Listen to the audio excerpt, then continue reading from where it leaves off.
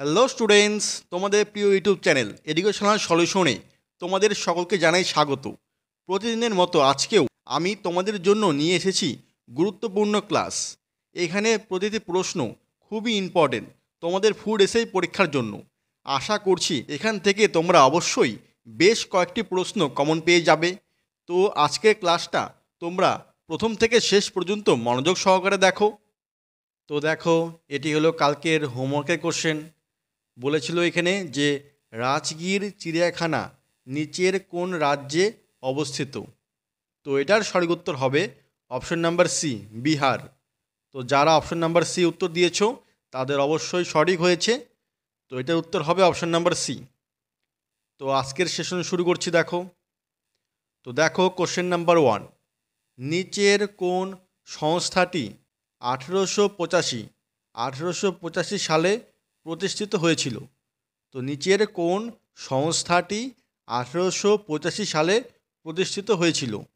এ, east India সংস্থা, B, ভারতের communist party, C, ভারতের জাতীয় কংগ্রেস, না ডি, মুসলিম লীগ। তো এখানে বলেছে যে কোন সংস্থাটি 1885 সালে প্রতিষ্ঠিত হয়েছিল। তো এটা ঘুরিয়েও আসতে পারে, যে সংস্থার নামটা দিয়ে দিল, সেই সংস্থা কত সালে প্রতিষ্ঠিত হয়েছিল। তো এটা কিন্তু উল্টে দিয়েছে। তো এটার সঠিক উত্তর হবে অপশন নাম্বার সি, ভারতের জাতীয় কংগ্রেস। ভারতের জাতীয় কংগ্রেস এটি 1885 সালে প্রতিষ্ঠিত হয়েছিল। তো এটার সঠিক উত্তর হবে অপশন নাম্বার সি। তারপরে দেখো নেক্সট 2 নম্বর কোশ্চেন, তিস্তা নদীর পশ্চিম ভাগ যে নামে পরিচিত। তো এই কোশ্চেনটা কিন্তু অনেক জায়গায় এসেছে পরীক্ষায়, খুবই ইম্পর্টেন্ট কোশ্চেন, যে তিস্তা নদীর পশ্চিম ভাগ যে নামে পরিচিত। এ, তাল, বি, তরাই, সি, দিয়ারা, না ডি, ডুয়ার্স। তো বলেছে এখানে যে তিস্তা নদীর পশ্চিম ভাগ যে নামে পরিচিত তাকে কি বলা হয়। তো মনে রাখবে তিস্তা নদী হলো পূর্ব আর পশ্চিম দুটি ভাগ করেছে উত্তরবঙ্গকে। এখানে যে পশ্চিম দিকের ভাগটি রয়েছে সেটাকে বলা হয় অপশন নাম্বার বি, তরাই। তরাই অঞ্চল বলা হয় এই পশ্চিম দিকের ভাগটাকে। আর পূর্ব দিকের ভাগটাকে বলা হয় ডুয়ার্স। মনে রাখবে এটা, যে তিস্তা নদীর পশ্চিম ভাগ হলো তরাই অঞ্চল আর পূর্ব ভাগ হলো ডুয়ার্স অঞ্চল। আর এই তরাই শব্দের অর্থ হলো স্যাঁতসেঁতে ভূমি। মনে রাখবে স্যাঁতসেঁতে ভূমি। আর এই কোশ্চেনটা কিন্তু আরেকভাবেও আসতে পারে, যে তিস্তা নদীর ডান দিকের অঞ্চলটিকে কি বলে আর বাম দিকের অঞ্চলটিকে কি বলে, এইভাবেও তোমরা মনে রাখবে। তো তিস্তা নদীর ডান দিক বললে পরে কিন্তু কি হবে, ডান দিক বললে হবে পশ্চিম আর বাম দিক বললে হবে পূর্ব। তাহলে আজকের কোশ্চেনটার উত্তর হবে অপশন নাম্বার বি। তারপরে দেখো নেক্সট 3 নম্বর কোশ্চেন, 2022 সালের সেপ্টেম্বরে নিম্নলিখিতদের মধ্যে কাকে ভারতের চিফ অফ ডিফেন্স স্টাফ হিসাবে নিযুক্ত করা হয়েছিল। চিফ অফ ডিফেন্স স্টাফ মানে হলো CDS, CDS, chief of defence staff. A, lieutenant general Anil Chauhan, B, general Manoj Pande, C, V R Chaudhary, না ডি, আর হরি কুমার। তো কাকে চিফ অফ ডিফেন্স স্টাফ হিসাবে নিযুক্ত করা হয়েছিল 2022 সালের সেপ্টেম্বরে। তো এটার জন্য সঠিক উত্তর হবে option number A, lieutenant general Anil Chauhan. Lieutenant general Anil চৌহানকে এই সিডিএস মানে চিফ অফ ডিফেন্স স্টাফ হিসাবে নিযুক্ত করা হয়েছিল। আর যদি বলে যে চিফ অফ আর্মি স্টাফ কাকে নিযুক্ত করা হয়েছিল, চিফ অফ আর্মি স্টাফ, তখন হবে যে general Manoj Pande. Option number B, general Manoj Pande, এটি হলো চিফ অফ আর্মি স্টাফ। আর বিমান স্টাফ হিসাবে কে ছিলেন, মানে বিমান বিভাগের হেড, সেটি হলো option number C, V R Chowdhury, এটি হলো বিমান বিভাগের হেড। আর যদি বলে নৌবাহিনীর হেড তাহলে হবে অপশন নাম্বার ডি, আর হরিকুমার, এটি হলো নৌবাহিনীর হেড মানে চিফ, আর হরিকুমার। তো সবগুলি মনে রাখবে। তো লেফটেন্যান্ট জেনারেল অনিল চৌহান হলো chief of defence staff, general Manoj Pandey হলো চিফ অফ আর্মি স্টাফ। আর বিমানের ক্ষেত্রে হবে VR চৌধুরী। আর নৌবাহিনীর ক্ষেত্রে হবে আর হরি কুমার। তো চারটাই বলে দিলাম, কোনটা পরীক্ষায় আসে তোমরা বলতে পারবে। তারপরে দেখো নেক্সট 4 নাম্বার কোশ্চেন, ভারতের জিডিপিতে সবচেয়ে বেশি অংশ যে ক্ষেত্রে তা হলো কোনটি? মানে ভারতের যে জিডিপি রয়েছে তার ক্ষেত্রে সবথেকে বেশি অংশ কোন ক্ষেত্রের? এ পরিষেবা ক্ষেত্র, বি কৃষি ক্ষেত্র, সি শিল্পক্ষেত্র, না ডি বৈদেশিক বাণিজ্য ক্ষেত্র। এই কোশ্চেনটা অনেক সময় ইন্টারভিউতেও দেয়, পরীক্ষাতেও আসে, ইম্পর্টেন্ট কোশ্চেন। তো ভারতের জিডিপিতে সবচেয়ে বেশি অংশ যে ক্ষেত্রের তা হলো, এটার সঠিক উত্তর হবে অপশন নাম্বার এ পরিষেবা ক্ষেত্র। পরিষেবা ক্ষেত্র মানে সার্ভিস সেক্টর। এই পরিষেবা ক্ষেত্রেরই সবথেকে বেশি এই অংশ থাকে এই ভারতের জিডিপির ক্ষেত্রে। তো এটার সঠিক উত্তর হবে অপশন নাম্বার এ। তারপরে দেখো নেক্সট 5 নাম্বার কোশ্চেন, কোন প্রতিষ্ঠান স্বনির্ভর গোষ্ঠী ব্যাংক লিঙ্কেজ প্রোগ্রাম চালু করেন 1992 থেকে 93 সালে? A SIDBI, B SBI, C IDBI, না ডি নাবার্ড। তো কোন ব্যাংক লিঙ্কেজ প্রোগ্রাম চালু করেন 1992 থেকে 93 সালে স্বনির্ভর গোষ্ঠী মানে সেলফ হেল্প গ্রুপের এই স্বনির্ভর গোষ্ঠী ব্যাংক লিঙ্কেজ প্রোগ্রাম চালু করেন? তো এটার সঠিক উত্তর হবে অপশন নাম্বার ডি নাবার্ড এই প্রোগ্রাম চালু করেন। আর নাবার্ড কিন্তু গ্রামীণ উন্নয়নের ক্ষেত্রেই কাজ করে। গ্রামীণ উন্নয়নের ক্ষেত্রে এটাও কোশ্চেন আসতে পারে, গ্রামীণ উন্নয়নের ক্ষেত্রে কোন ব্যাংক কাজ করে? তখন হবে কিন্তু নাবার্ড। আর এই নাবার্ডের ফুল ফর্ম কি তোমরা জানো? তো জেনে রাখো, national bank for agriculture and rural development. আবারও বলছি, শুনে রাখো, national bank for agriculture and rural development. আর এটি হলো নাবার্ড প্রতিষ্ঠিত হয় কত সালে? 1982 সালে। 1982 সালে এই নাবার্ড প্রতিষ্ঠিত হয়েছিল। আর এই নাবার্ড প্রতিষ্ঠিত হয়েছিল হলো 6-5 ইয়ার প্ল্যান, মানে 6-5 ইয়ার প্ল্যানেই এটি যুক্ত হয়েছিল। আর 6-5 ইয়ার প্ল্যান মনে রাখবে কীভাবে? এই যে নাবার্ডের দেখো 6টি ওয়ার্ড আছে, NABARD। তো 6টি ওয়ার্ড রয়েছে, এর থেকেই মনে রাখবে যে 6টি ওয়ার্ড। তো 6-5 ইয়ার প্ল্যান থেকে এটি সংযুক্ত হয়েছে, মানে প্রতিষ্ঠা হয়েছে 6-5 ইয়ার প্ল্যানে। 6টি ওয়ার্ড আছে, এটা দিয়ে মনে রাখবে। আর এই নাবার্ডের হেডকোয়ার্টার রয়েছে মুম্বাইয়ে, মনে রাখবে নাবার্ডের হেডকোয়ার্টার হলো মুম্বাই। আর এর চেয়ারম্যান রয়েছে এখন সাজি কেভি, মনে রাখবে চেয়ারম্যান সাজি কেভি। তো নাবার্ডের সম্বন্ধেও অনেক কিছু বলে দিলাম, তো তোমরা মনে রাখবে, পরীক্ষা আসতেই পারে। তারপরে দেখো নেক্সট 6 নাম্বার কোশ্চেন, সবুজ বিপ্লব প্রথম কোথায় ঘটেছিল? এ অন্ধ্রপ্রদেশ ও তামিলনাড়ু, বি পাঞ্জাব ও হরিয়ানা, সি গুজরাট ও মহারাষ্ট্র, না ডি বিহার ও পশ্চিমবঙ্গ। তো বলেছে যে সবুজ বিপ্লব প্রথম কোথায় ঘটেছিল? তো এটার সঠিক উত্তর হবে অপশন নাম্বার বি পাঞ্জাব ও হরিয়ানা। পাঞ্জাব ও হরিয়ানায় প্রথম এই সবুজ বিপ্লব ঘটেছিল। আর সবুজ বিপ্লব হলো গম চাষের থেকে হয়, গম উৎপাদনের ক্ষেত্রেই এই সবুজ বিপ্লবটা হয়েছিল। আর যদি বলে ফাদার অফ গ্রিন রেভলিউশন, মানে ভারতের ক্ষেত্রে ভারতের সবুজ বিপ্লবের জনক কাকে বলা হয়? তোমরা মনে রাখবে MS স্বামীনাথন। MS স্বামীনাথন হলো ভারতের সবুজ বিপ্লবের জনক, father of green revolution of India.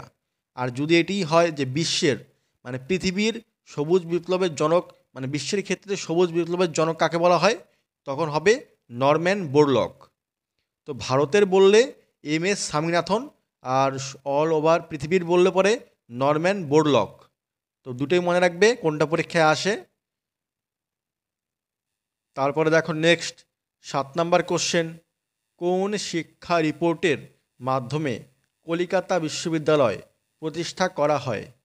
A charter act, B Sadler commission, C Woods dispatch, না ডি হান্টার কমিশন। তো এখানে বলেছে যে কোন শিক্ষা রিপোর্টের মাধ্যমে কলিকাতা বিশ্ববিদ্যালয় প্রতিষ্ঠা করা হয়? এখান থেকে এই কলকাতা বিশ্ববিদ্যালয় দেখে আবার স্যাডলার কমিশন উত্তর করে দিও না, কারণ কলকাতা বিশ্ববিদ্যালয় কমিশন, এটাকে স্যাডলার কমিশনও কিন্তু বলা হয়। মানে এই স্যাডলার কমিশনকে আরেক নাম হলো হলো কলকাতা বিশ্ববিদ্যালয় কমিশন। আর এই স্যাডলার কমিশন হলো 1917 সালে পরিচিত হয়েছিল। আর তো এটা হবে না, তো এটার ক্ষেত্রে উত্তর হবে option number C, Wood's despatch. উডসের ডেসপ্যাচ এটি হলো লর্ড ডালহৌসির সময় হয়েছিল। তো উডস ডেসপ্যাচ এর শিক্ষা রিপোর্টের মাধ্যমে কলকাতা বিশ্ববিদ্যালয় প্রতিষ্ঠা করা হয়। তো এটার জন্য সঠিক উত্তর হবে অপশন নাম্বার সি। তো স্টুডেন্টস, তোমরা সবাই একটি লাইক করে দাও। তোমাদের লাইক দেখলে পরে আমি আরও উৎসাহিত হই ভিডিও বানানোর জন্য। তোমার একটি লাইক আমাকে অনেক মোটিভেট করে, এর জন্য লাইকটা খুবই জরুরি। তো যারা এখনও লাইক করোনি তারা সবাই একটি লাইক করে দাও, আর সবাই আরেকটি শেয়ারও করে দিও সবার ক্ষেত্রে। এই ভিডিওটি জানি সবাই দেখতে পারে, সবার সাহায্য হয়, এর জন্য সবাই একটি শেয়ারও করে দিও। তারপরে দেখো নেক্সট 8 নাম্বার কোশ্চেন, স্বাধীন ভারতবর্ষে প্রথমবার পরিকল্পনা থেকে বিরতির সময়কাল হলো কোনটি? এ 1965 থেকে 67, বি 1965 থেকে 68, সি 1966 থেকে 68, না ডি 1966 থেকে 69। তো বলেছে স্বাধীন ভারতবর্ষে প্রথমবার পরিকল্পনা থেকে বিরতির সময়কাল হলো কোনটি? মানে যে 5 ইয়ার পরিকল্পনা রয়েছে তার বিরতির সময় প্রথম কখন হয়েছিল? তো আমরা জেনে রাখি যে আমাদের হলো প্রথম 5 ইয়ার প্ল্যান কবে হয়েছিল, মানে প্রথম পরিকল্পনা কবে শুরু হয়েছিল? তো প্রথম শুরু হয়েছিল হলো 1951 সালে। 1951 সালে শুরু হয়েছিল। আর এটি 1951 থেকে 56 সাল, এটি ছিল প্রথম মানে ফার্স্ট 5 ইয়ার প্ল্যান, প্রথম পরিকল্পনা এটি হয়েছিল। আর সেকেন্ড হয়েছিল হলো 1956 থেকে 61। আর এখানে প্রথমবার বিরতির সময় হবে অপশন নাম্বার ডি, 1966 থেকে 1969। তো মনে রাখবে 1966 থেকে 1969 সাল পর্যন্ত ছিল প্রথমবার বিরতির সময়। আর প্রথম 5 ইয়ার প্ল্যান শুরু হয়েছিল 1951 সাল থেকে। 1951 থেকে 56 এটি ছিল প্রথম। মনে রাখবে এই বিরতি সময়কালকে প্ল্যান্ড হলিডেও বলা হয়, এইভাবে কোশ্চেন আসতে পারে। তো প্রথম প্ল্যান্ড হলিডে কখন ছিল? তখন এটাই সেম উত্তর হবে 1966 থেকে 69 সাল। তো আজকের জন্য এটার উত্তর হবে অপশন নাম্বার ডি। তারপরে দেখো নেক্সট 9 নাম্বার কোশ্চেন, কোন বছর অলিম্পিক গেমসে পুরুষদের হকিতে ভারত সোনা জিতেছিল? তো কোন বছর অলিম্পিক গেমসে পুরুষদের হকিতে ভারত সোনা জিতেছিল? এ 1980 সালে, বি 1984 সালে, সি 1988 সালে, না ডি 1992 সালে। তো কোন বছর অলিম্পিক গেমসে পুরুষদের হকিতে ভারত সোনা জিতেছিল? তো এটার সঠিক উত্তর হবে অপশন নাম্বার এ, 1980 সালে। 1980 সালে ভারত প্রথম সোনা জিতেছিল পুরুষদের হকির ক্ষেত্রে। তো এটার উত্তর হবে অপশন নাম্বার এ। এই 1980 সালের পরে দীর্ঘ 41 বছর পরে আবার 2020 সালে টোকিও অলিম্পিকে জিতেছিলেন ভারত। সেখানে সোনা জিতেনি, কিন্তু ভারত জিতেছিলেন কোনো একটি পদক 2020 সালে। তার 41 বছরের মধ্যে আর কোনো মানে পদকই জিতেনি ভারত। তো 41 বছর পরে আবার 2020 সালেই একটি পদক জিতেছিলেন। তো কোন পদক তোমরা কমেন্টে বলবে জেনে থাকলে। সোনা জিতেনি, ব্রোঞ্জ বা রূপো কোনটি জিতেছিলেন তোমরা কমেন্টে বলবে। তারপরে দেখো নেক্সট 10 নাম্বার কোশ্চেন, কোন সুলতানের রাজত্বকালে চেঙ্গিস খান ভারত আক্রমণ করেছিলেন? এ গিয়াসউদ্দিন বলবন, বি ইলতুৎমিশ, সি মোহাম্মদ বিন তুগলক, না ডি আলাউদ্দিন খিলজি। তো এখানে বলেছে যে কোন সুলতানের রাজত্বকালে চেঙ্গিস খান ভারত আক্রমণ করেছিলেন? তো এটার সঠিক উত্তর হবে অপশন নাম্বার বি, ইলতুৎমিশ। ইলতুৎমিশের রাজত্বকালে চেঙ্গিস খান ভারত আক্রমণ করেছিলেন। আর এই ইলতুৎমিশই হলেন দিল্লির দাস বংশের প্রকৃত প্রতিষ্ঠাতা। যদি এইভাবে কোশ্চেন আসে যে দিল্লির দাস বংশের প্রকৃত প্রতিষ্ঠাতা কে ছিলেন, তখন উত্তর হবে ইলতুৎমিশ। আর এই ইলতুৎমিশই 40 চক্র গঠন করেছিলেন। মনে রাখবে, এটাও ইম্পর্টেন্ট কোশ্চেন। এই ইলতুৎমিশ 40 চক্র গঠন করেছিলেন। আর এই ইলতুৎমিশই লাহোর থেকে দিল্লিতে রাজধানী স্থানান্তরিত করেন। মানে তাদের রাজধানী লাহোর থেকে দিল্লিতে স্থানান্তরিত করেন এই ইলতুৎমিশই। আর এই ইলতুৎমিশই কুতুব মিনারের কাজ শেষ করেছিলেন। মানে কুতুব মিনারের কাজ শুরু করেছিলেন আরেকজন, কিন্তু শেষ করেছিলেন এই ইলতুৎমিশ। এইভাবে কোশ্চেনটা আসে। আর এই ইলতুৎমিশ টক্কা ও জিতল নামে দুটি মুদ্রাও প্রতিষ্ঠা করেছিলেন। টক্কা ও জিতল এই দুটি মুদ্রাও তিনি প্রতিষ্ঠা করেছিলেন। তো সবগুলি মনে রাখবে, পরীক্ষা আসতেই পারে। তারপরে দেখো নেক্সট 11 নম্বর কোশ্চেন, ভারতের রাষ্ট্রপতি নির্বাচিত হন কিভাবে নির্বাচিত হন? এ কেবলমাত্র লোকসভার নির্বাচিত সদস্যদের দ্বারা, বি লোকসভা, রাজ্যসভা এবং রাজ্য বিধানসভাগুলির নির্বাচিত সদস্যের দ্বারা, সি কেবলমাত্র রাজ্য বিধানসভাগুলির নির্বাচিত সদস্যের দ্বারা, না ডি লোকসভা এবং রাজ্যসভার নির্বাচিত সদস্যের দ্বারা। তো এখানে কোনটা উত্তর হবে? ভারতের রাষ্ট্রপতি নির্বাচিত হন কিভাবে, কাদের দ্বারা নির্বাচিত হন? তো এটার ক্ষেত্রে সঠিক উত্তর হবে option number B, Lok Sabha, Rajya Sabha এবং রাজ্য বিধানসভাগুলির নির্বাচিত সদস্যের দ্বারা। তো এটার সঠিক উত্তর হবে অপশন নাম্বার বি।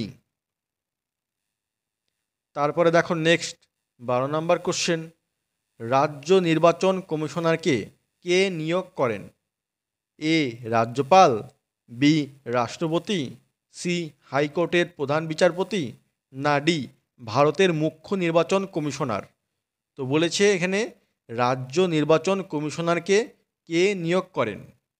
তো এটার সঠিক উত্তর হবে অপশন নাম্বার এ, রাজ্যপাল। রাজ্যপাল এই রাজ্য নির্বাচন কমিশনারকে নিয়োগ করেন।